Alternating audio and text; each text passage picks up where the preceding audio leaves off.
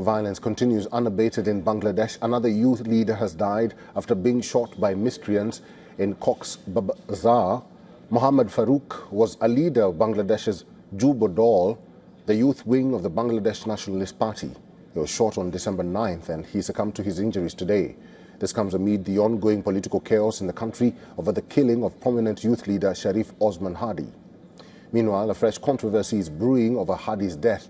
The Dhaka Metropolitan Police have claimed that Hadi's killers fled to India via the state of Meghalaya. However, Meghalaya police rejected these claims, calling them completely false. Just a few days ago, the Bangladeshi police had said that it had no information about the whereabouts of Hadi's killers. They said there was no confirmation that the accused Faisal Karim Masood and Alamgir Sheikh had left Bangladesh.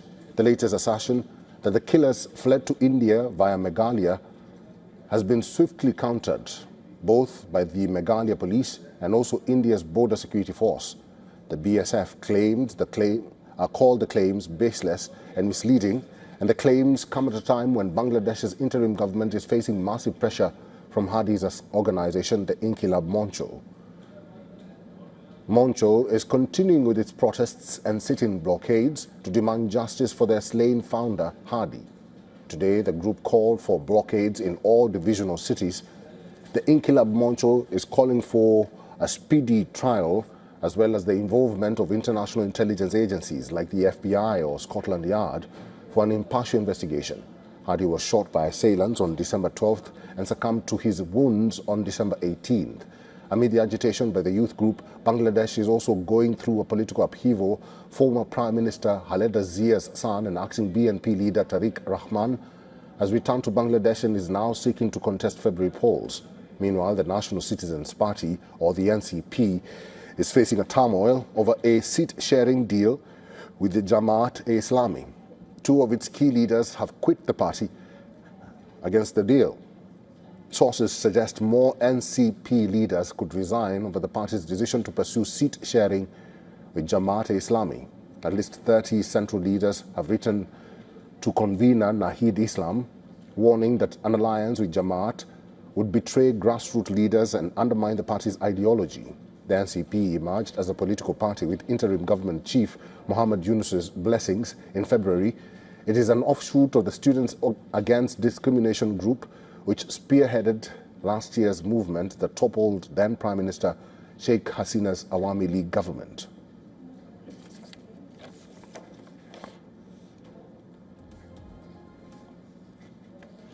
Bangladesh's upcoming elections are going to welcome back a familiar face. Tarique Rahman, the acting chairman of the Bangladesh Nationalist Party, is back on the voter list.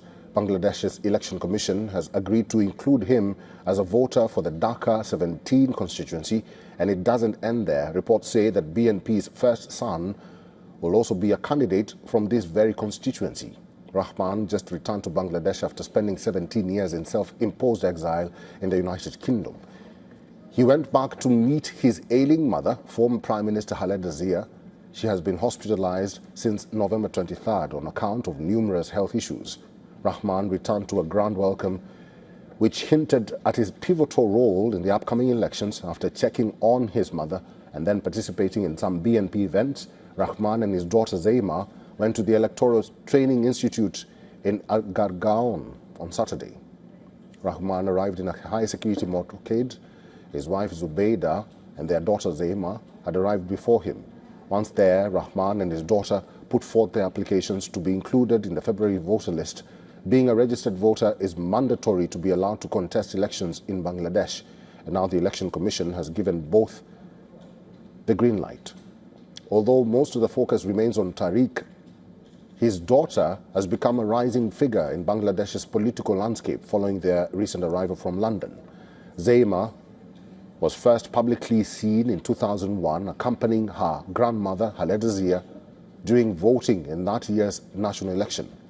She has mostly remained outside Bangladesh for the past 17 years, along with her exiled father, and has never held a formal position in the Bangladesh Nationalist Party. The 30-year-old Zaima Zarnaz Rahman earned her law degree at Queen's Mary University in London.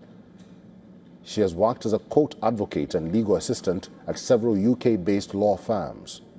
She has little experience in politics, but she is increasingly being seen as a young, fresh face for the BNP, a party that has been mired in allegations of corruption and scandals. Now, according to analysts, Zaima could play a major role as her father attempts to reinvent the BNP. After her return, she also put up a Facebook post saying that she, quotes, never forgot to tend to and cultivate her roots. Zaima added that she hoped to play the highest role that she could for Bangladesh by contributing to its rebuilding and by connecting directly with people on the ground. In the post, Zaima also shared memories of her grandmother, affectionately referring to her as Dadu. Haleda Zia remains in extremely critical condition. She was hospitalized in Dhaka on November 23rd. Her physical condition has deteriorated significantly and she is currently in the ICU. Doctors have said that it is hard to say whether she will recover. She was last seen on November 23rd when visiting Prime Minister of Bhutan met with her. However, her last public appearance was on November 21st at the Armed Forces Day event in Dhaka Cantonment, where she was spotted meeting with Bangladesh's chief advisor, Muhammad Yunus.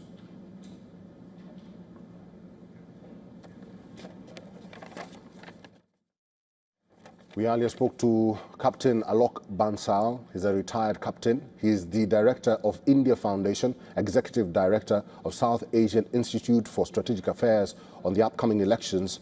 And this is what he told us. Firstly, she is untainted. So if she comes into politics, the youth movement, which is already showing fissures within themselves, some part of it will gravitate towards her. Secondly, unlike Tarique, who has certain cases pending against him, and he can be incarcerated or blocked from contesting by various legal means, she cannot be prevented. So she, to my mind, would be their alternate. I think as of now, Tarique would remain their primary candidate for leading the country.